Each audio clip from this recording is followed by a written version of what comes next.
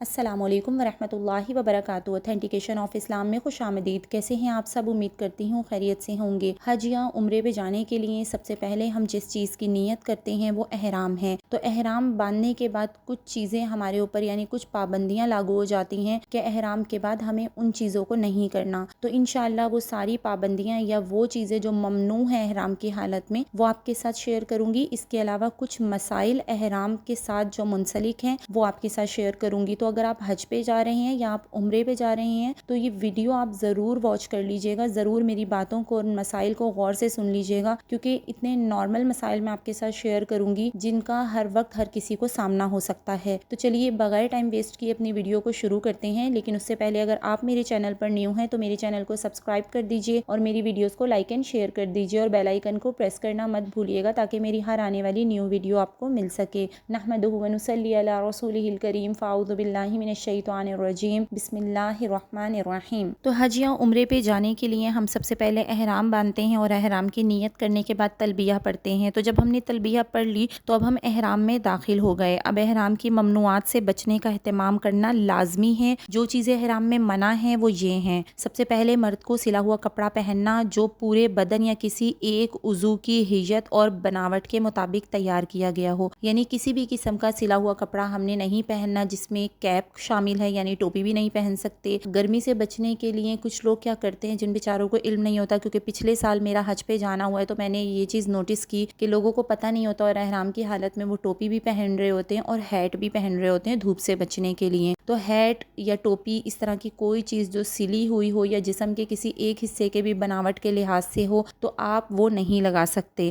ٹھیک ہے؟ یہ بات سمجھ میں آ گئی۔ اب دوسری چیز کیا ہے؟ سر اور چہرے کا ڈھانکنا۔ تو مرد جو ہیں وہ سر اور چہرے کو بالکل نہیں ڈھانک سکتے۔ عورتوں کے لیے کیونکہ کچھ عورتیں یہ کہتی ہیں یا کچھ لوگوں کو میں نے خاص طور سے یہ کہتے ہوئے سنا ہے کہ حج یا عمرے کی حالت میں چہرے کو نہیں ڈھانکتے، کہ یہ نہایت غلط اور جاہلانہ بات ہے۔ چہرے پر کپڑا نہ لگانا اور بات ہے اور نامحرموں کے سامنے چہرہ کھولنا دوسری بات ہے۔ حکم یہ ہے کہ عورت حالت احرام میں چہرے پر کپڑا نہ لگنے دے۔ اس سے یہ کیسے لازم آ گیا کہ نامحرموں کے سامنے چہرہ کھولے رکھے؟ تو عورتوں پر حالت احرام میں بھی نامحرموں سے پردہ کرنا لازم ہے۔ حضرت عائشہ رضی اللہ تعالیٰ عنہ نے بیان فرمایا کہ ہم حالت احرام میں حضور اقدس صلی اللہ علیہ وسلم کے ساتھ تھے۔ گزرنے والے اپنی سواریوں پر ہمارے پاس سے گزرتے تھے تو ہم اپنی چادر کو اپنے سر سے آگے بڑھا کر چہرے کے سامنے لٹکا لیتے تھے۔ جب وہ لوگ آگے بڑھ جاتے تھے تو ہم چہرہ کھول لیتے تھے۔ یہ مشکات شریف کی حدیث میں نے آپ کے ساتھ شیئر کی ہے۔ اس سے صاف معلوم ہوا کہ نامحرموں کو چہرہ دکھانا احرام میں بھی ممنوع ہے۔ اگر کوئی جیسے ہیٹ وغیرہ لگا کے ماتھے کے اوپر سے ہم نے نقاب لگا لیا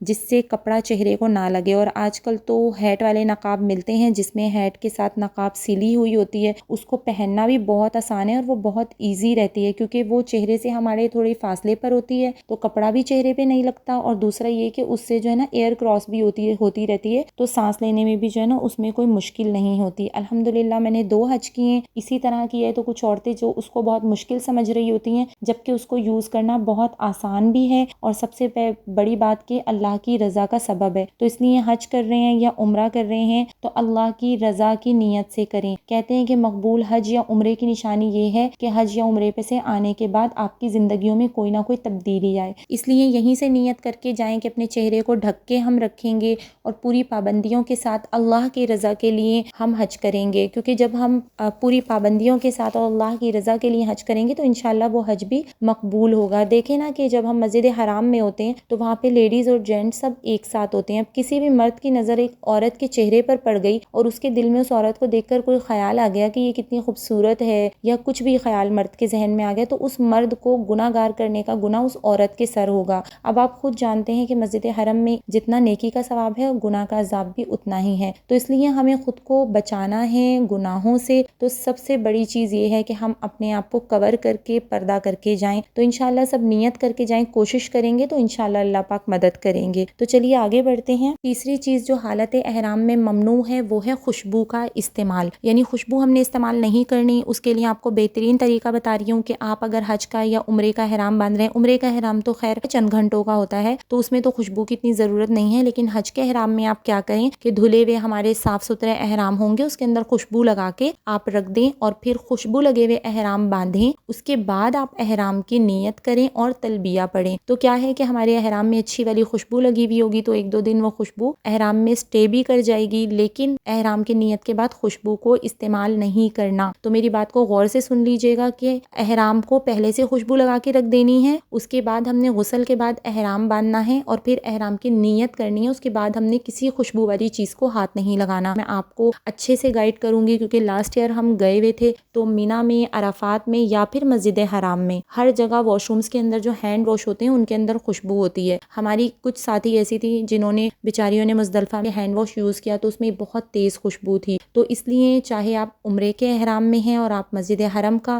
واش روم یوز کر رہی ہیں یا آپ مینا، مزدلفہ یا کہیں کا بھی واش روم یوز کر رہی ہیں تو وہاں کے ہینڈ واش آپ نے احرام کی حالت میں یوز نہیں کرنے، کیونکہ بہت ساری جگہ پر فریگرنس فری نہیں ہوتے ہیں وہ، مطلب ان کے اندر خوشبو ہوتی ہے۔ تو آپ جو اپنا بغیر خوشبو والا صابن لے کر جائیں گے تو واش روم آپ وہ لازمی لے کے جائیں اور آپ نے ہینڈ واش کرنے کے لیے وہی بغیر خوشبو والا یوز کرنا ہے، کہیں ایسا نہ ہو کہ غلطی سے آپ خوشبو والی چیز یوز کر لیں، ٹھیک ہے؟ اس کا بہت اہتمام کرنا ہے۔ اب چوتھی چیز جو ہے وہ جسم کے بالوں کو صاف کرنا، یعنی جس طرح بھی صاف کرے یہ ممنوع ہے احرام کی حالت میں۔ اسی طرح جسم کے سر کے بالوں کو توڑنا یا پھر کنگھی نہیں کرنی ہے ہمیں۔ کنگھی کرنے سے کیا ہوتا ہے کہ سر کے بال ٹوٹ جاتے ہیں، جھڑ جاتے ہیں۔ تو حج کے احرام کے لیے اس کے لیے بہترین ٹپ آپ کو دوں گی کہ بالوں میں جو ہے وہ تیل لگایا اور ناریل کا تیل یوز کیجیے گا، کیونکہ اس سے اسمیل بھی نہیں آتی سر میں، اور دوسرا یہ کہ چپچپا نہیں ہوتا سر۔ تو بالوں میں جو ہے وہ تیل لگائیں اور پھر چوٹی باندھ کے اس چوٹی کو فولڈ کریں اور فولڈ کرنے کے بعد اس کے اوپر جو ہے وہ بینڈ چڑھا لیں۔ تو اس سے کیا ہوگا کہ آپ کے بال نکلیں گے نہیں، جھڑیں گے نہیں اور 2-3 دن آپ کے آرام سے سکون سے گزر جائیں گے، ٹھیک ہے؟ اور مرد جو ہیں وہ اسی طرح کیا کرنا ہے مردوں کو کہ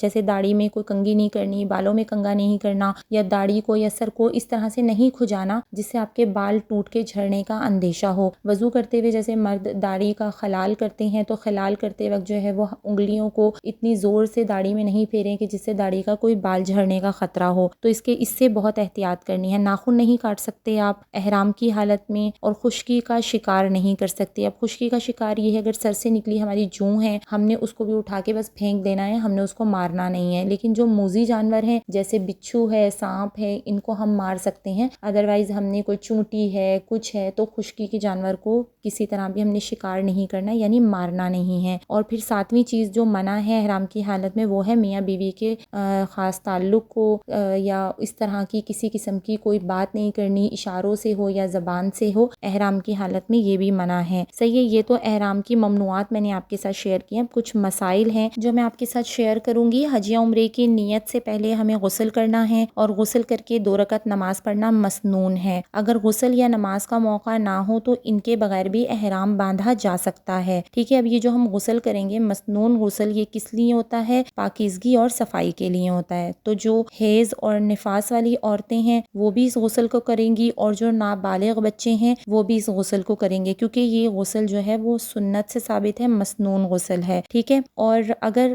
بعض اوقات ایسا ہوتا ہے کہ کہیں پر پانی نہیں ہے اور غسل نہیں کر سکے تو صرف وضو کر کے بھی 2 رکعت نماز پڑھ کے پھر احرام کی نیت کر لی تو تب بھی وہ درست ہے۔ اب غسل کے لیے آپ نے کیا کرنا ہے کہ میں اپنے تجربے سے یہ بات آپ کو بتا رہی ہوں کہ 7 تاریخ کو جو ہے وہ مینا لے جاتے ہیں۔ ویسے تو 8 تاریخ کو مینا پہنچنا ہوتا ہے، لیکن یہ لوگ کیا کرتے ہیں کہ 7 تاریخ کو مینا پہنچا دیتے ہیں 7 کی رات کو۔ تو آپ 7 تاریخ کو صبح ناشتے وغیرہ سے فارغ ہو کر آپ دوپہر میں ہی اپنے غسل سے فارغ ہو جائیے گا۔ دوپہر کا مطلب یہ ہے کہ 11-12 بجے یا پھر صبح جس وقت بھی آپ کو سہولت کا وقت ہو، کیونکہ کیا ہوتا ہے کہ وہاں پہ سعودی عرب میں پائپ لائنز نہیں ہے پانی کی، تو وہاں پہ جو ہے وہ ٹینکر سسٹم ہے، ٹینکر کے ذریعے پانی آتا ہے۔ تو کیا ہوا تھا کہ پوری بلڈنگ ہماری جو تھی ہوٹل کی وہ سب ایک ساتھ ہی دوپہر کے ٹائم پہ غسل کر رہے تھے، تو کبھی پانی بار بار بند ہو رہا تھا، کبھی پانی بہت سلو ہو جاتا تھا، کچھ کو نہانے کے لیے بہت ویٹ کرنا پڑا، کچھ کو پانی کے لیے بہت ویٹ کرنا پڑا۔ تو اس پریشانی سے بچنے کے لیے آپ کیا کریں کہ صبح ناشتے کے فوراً بعد ہی آپ غسل کر لیں، کیونکہ پتہ ہے کہ بھائی آج شام کو ہم نے عصر کے بعد یا مغرب کے بعد مینا کے لیے نکلنا ہے، تو آپ سنت غسل کی نیت سے اپنا غسل کر لیں، پاکی آپ نے حاصل کر لی، صفائی آپ نے حاصل کر لی۔ اس کے بعد آپ نے جب نکلنا ہوگا اس وقت آپ نے احرام وغیرہ باندھ لینا ہے اور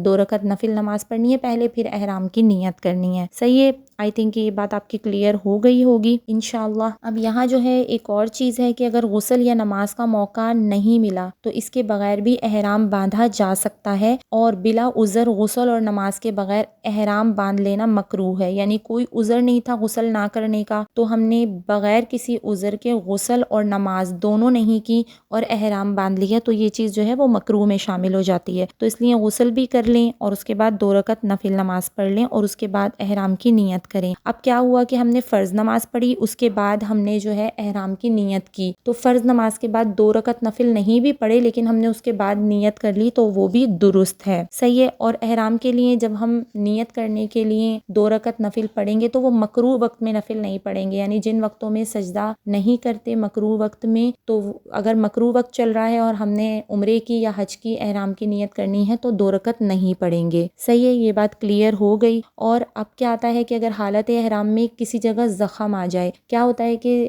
رش میں ایک دوسرے کے آگے پیچھے لوگ چل رہے ہوتے ہیں تو پیر پہ پیر پڑ جاتا ہے یا ایڑی پہ کسی کی ٹھوکر لگ جاتی ہے یا بعض اوقات ویل چیئر لگ جاتی ہے ایڑی پہ، جس سے کیا ہوتا ہے کہ خون نکل آتا ہے، تو اس سے اگر خون نکل جائے، کسی قسم کا کوئی زخم آ جائے احرام کی حالت میں، تو اس سے احرام کی حالت میں فرق نہیں پڑتا۔ اب اگلا مسئلہ یہ ہے کہ احرام کی حالت میں انجیکشن اور ڈرپ بھی لگوا سکتے ہیں، ٹھیک ہے، جائز ہے انجیکشن اور ڈرپ لگوانا۔ اب کچھ لوگ یہ کہتے ہیں کہ احرام کی حالت میں غسل نہیں کرنا چاہیے، جبکہ احرام کی حالت میں اگر فرض غسل ہے تو آپ فرض غسل کر لیں، غسل سنت ہے تو سنت غسل بھی کر سکتی ہیں، غسل تبرید یعنی ٹھنڈک حاصل کرنے کے لیے جو غسل کیا جاتا ہے وہ بھی درست ہے، یعنی کہ گرمی بہت زیادہ ہے، اب ہم واش روم گئے ہیں تو ہم نے کیا کیا کہ جسم پہ پانی ڈال لیا، لیکن ہم نے جسم سے میل دور نہیں کرنا، غسل کر سکتے ہیں، میل دور نہیں کر سکتے، صابن نہیں لگا سکتے، صرف پانی ڈال سکتے ہیں، تو پانی ڈال کے سنت غسل کرنا ہے، فرض کرنا ہے، یا صرف ٹھنڈک کے لیے کوئی غسل کرنا ہے، پانی بہانا ہے کہ گرمی کی شدت تھوڑی کم ہو جائے تو ہم وہ کر سکتے ہیں، لیکن صابن نہیں لگانا، اس چیز کو ذہن میں رکھیے گا، صحیح ہے۔ اور آئینہ دیکھ سکتے ہیں، دانت نکلوا سکتے ہیں احرام کی حالت میں، اور مسواک کا ہمیں استعمال کرنا ہے۔ آپ صلی اللہ علیہ وسلم نے فرمایا کہ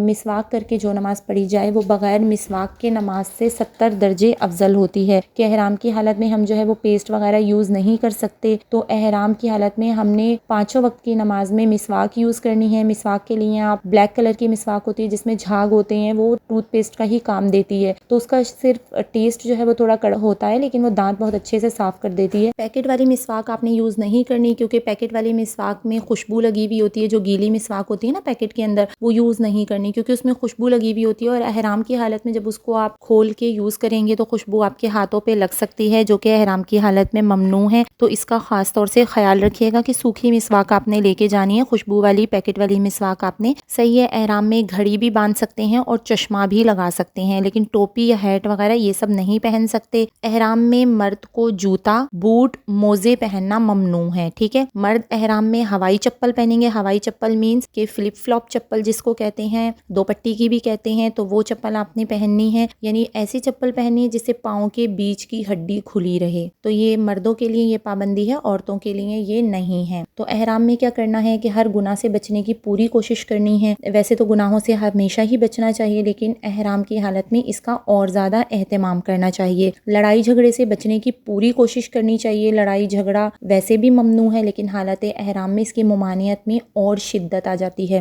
اب کیا ہوتا ہے کہ حج کی حالت میں بہت زیادہ چلنا پڑتا ہے، کہیں رش ہوتا ہے، کہیں کچھ ہوتا ہے، تو بس صبر کرنا ہے اور بس ایک چیز سیکھ لیں، کوئی بات نہیں، کسی نے دل دکھایا کوئی بات نہیں، کسی نے کچھ کہہ دیا کوئی بات نہیں، کیونکہ چلنا بہت پڑتا ہے، تھکن بہت ہوتی ہے، تو اس میں ہم ایک دوسرے کو کبھی کچھ غلط کہہ دیتے ہیں، تو آپ کوشش کریں کہ زبانوں کو اپنی کنٹرول میں رکھیں اور اللہ سے صبر مانگتے رہیں کہ اللہ تعالیٰ صبر دیں۔ ایک آپ کو بہترین طریقہ بتا رہی ہوں جو مطلب ہمارے بڑوں نے بتایا، علماء کرام نے بتایا، میرے اپنے تجربے سے ثابت ہے کہ ذکر کرتے رہیں، فالتو باتوں میں نہیں لگنا، فالتو چیزوں میں وقت ویسٹ نہیں کرنا۔ جب ہم ٹائم دوسری چیزوں میں لگائیں گے تو ہمارے اندر جو ہے نا، وہ کہتے ہیں کہ روحانیت کی کمی ہو جاتی ہے، تو دنیا میں دل نہیں لگانا، ہم اللہ سے تعلق بنانے کے لیے جا رہے ہیں، تو ذکر کی کثرت کریں گے تو اللہ تعالیٰ ہمت بھی دیں گے، طاقت بھی دیں گے انشاءاللہ۔ انشاءاللہ یہ میرے اپنے تجربے کی بات ہے، تو ذکر زیادہ سے زیادہ کرنا ہے، چلتے پھرتے بس چلے جا رہے ہیں، ذکر کرتے رہے، دنیاوی باتوں سے پرہیز کرنی ہے۔ کسی قسم کا کوئی بھی مسئلہ، کوئی بھی پریشانی ہو، آپ کو کوئی چیز سمجھ نہیں آ رہی ہو تو اپنے مفتیان اکرام کا نمبر اپنے ملک سے لے کر جائیں، تو مفتی حضرات کو آپ کال کر کے اپنا مسئلہ